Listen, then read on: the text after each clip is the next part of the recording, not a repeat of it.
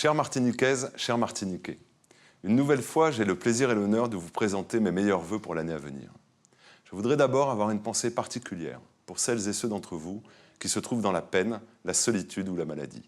Je tiens à les assurer, au nom de l'ensemble des services de l'État, de mon soutien et leur témoigner ma solidarité. En 2016, la France, debout et rassemblée, a su surmonter les épreuves auxquelles elle a eu à faire face. Notre pays, vous le savez, a de nouveau été attaqué pour ce qu'il est et pour ce qu'il représente aux yeux du monde. Les attentats qui ont endeuillé tant de familles et notre pays tout entier nous ont conduits à porter toujours plus haut les valeurs de la République, la solidarité et l'engagement citoyen. L'État n'a cessé de tout mettre en œuvre et il continuera de le faire en 2017 pour assurer la protection de tous. C'est pour cela que l'état d'urgence a été prolongé. C'est pour cela que les forces de l'ordre sont mobilisées partout dans le pays, dans l'Hexagone, dans les Outre-mer et en Martinique, pour garantir la sécurité des Français. L'État met tous les moyens à disposition pour protéger au mieux les Martiniquais, moyens que le Premier ministre, lors de son déplacement en tant que ministre de l'Intérieur il y a quelques semaines, a encore renforcé dans le cadre du plan sécurité pour les Outre-mer. Je tiens à rendre solennellement hommage aux forces de sécurité intérieure qui ont été, cette année encore, en Martinique, lourdement sollicitées et qui font un travail remarquable.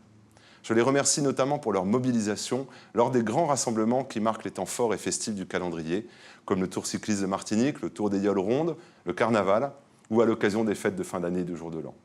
Je sais leurs compétences et leur engagement. Je sais leur sens du devoir et leur abnégation.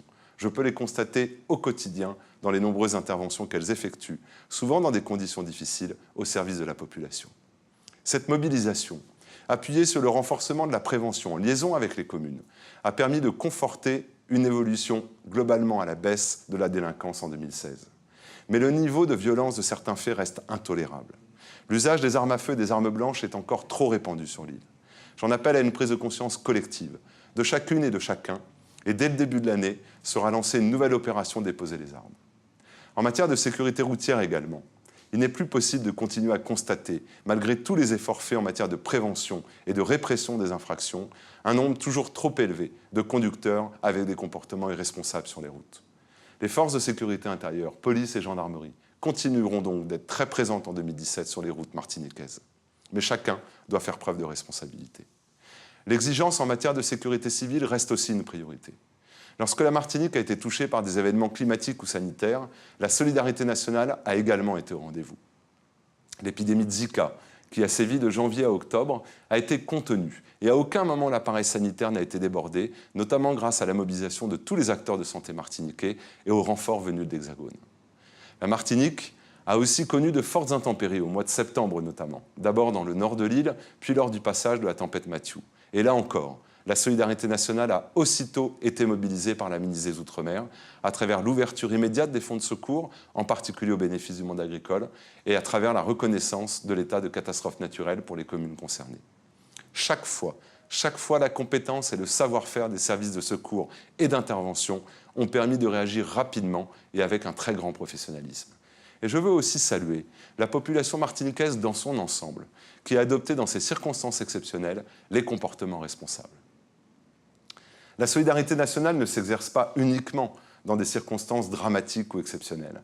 Elle est à l'œuvre dans l'ensemble des politiques publiques. Dans tous les domaines, l'État a été présent et continuera de l'être en 2017 pour soutenir les initiatives innovantes, pour accompagner les partenaires publics ou privés, mais également pour proposer des dynamiques qui progressivement portent leurs fruits. C'est le cas en matière d'emploi. Le chômage en Martinique diminue. Le nombre de demandeurs d'emploi a baissé de 10% depuis 2013. Cette diminution est d'ailleurs encore plus marquée pour les jeunes, moins 30% depuis cette même date. Et cette tendance se consolide dans la durée.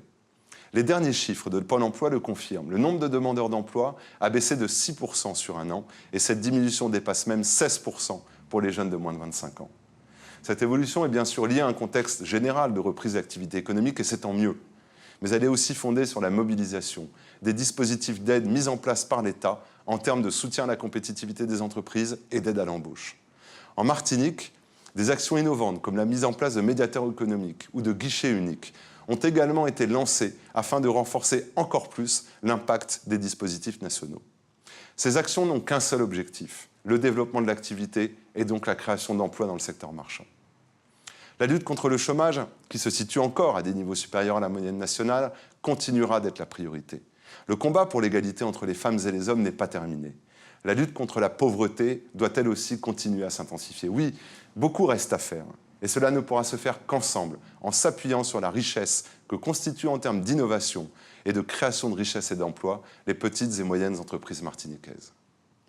L'action de l'État en 2016 a enfin été placée sous le signe du partenariat avec l'ensemble des collectivités territoriales. C'est cette démarche qui prévaut en matière d'aménagement du territoire. C'est cette démarche qui prévaut dans le cadre de la mise en œuvre du contrat de plan État-région ou dans la gestion des fonds européens, ou encore en matière de logement, en partenariat avec les communes et les bailleurs sociaux. L'effort en matière de logement a été à la hauteur de l'enjeu voulu et fixé par la ministre des Outre-mer dans le cadre du plan logement Outre-mer. En Martinique, ce sont plus de 1100 logements financés cette année, soit 400 de plus qu'en 2015. Enfin, en 2016, l'État a continué d'accompagner les collectivités dans un contexte marqué par des changements institutionnels importants, avec notamment la montée en puissance des intercommunalités, mais également la création de la nouvelle collectivité territoriale de Martinique, partenaire incontournable de l'État dans de nombreuses politiques publiques et gestionnaire, depuis le 1er janvier dernier, d'une grande partie des fonds européens. Chers Martiniquais, chers Martiniquais, je souhaite pour finir partager avec vous un message de confiance et d'audace. Confiance car une nation qui se projette, qui a de l'ambition pour sa jeunesse, pour son territoire, pour son avenir. C'est une nation où règne l'espérance et la volonté collective et partagée de progrès. Nous avons des atouts sur lesquels nous pouvons nous appuyer. Nous avons une jeunesse sur l'ensemble du territoire français, singulièrement en Martinique, qui innove, qui est curieuse, qui a envie de s'engager dans le monde associatif, dans le monde professionnel, et qui a envie de jouer pleinement et activement son rôle citoyen. Audace, enfin, car il nous faut agir continuellement et notamment nous ouvrir toujours plus à notre environnement régional. C'est de notre participation et de notre engagement, en tant que citoyen, en tant qu'entrepreneur, en tant que salarié ou fonctionnaire, que dépendent l'avenir et le développement auquel nous aspirons. Ce sont bien l'action et la solidarité qui permettent de donner un sens à nos valeurs communes. Ce sont l'action et la solidarité qui concrétisent la promesse d'égalité. Et ce sont l'action et la solidarité qui valorisent en même temps la réussite de chacun. Pour 2017, je fais donc le vœu d'une France et d'une Martinique rayonnantes.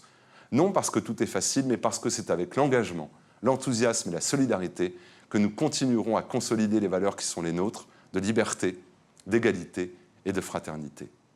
Soyez en tout cas assurés du plein engagement des services de l'État en Martinique à vos côtés pour la sécurité, le développement durable et la transition énergétique, l'emploi et la cohésion sociale. À titre plus personnel, pour chacune et chacun d'entre vous, je forme le vœu que cette nouvelle année vous apporte bonheur, santé et réussite. Pour chacune et chacun d'entre vous, et pour tous ceux qui vous sont chers, je forme le vœu que 2017 vous apporte le meilleur. Vive la Martinique, vive la République, vive la France.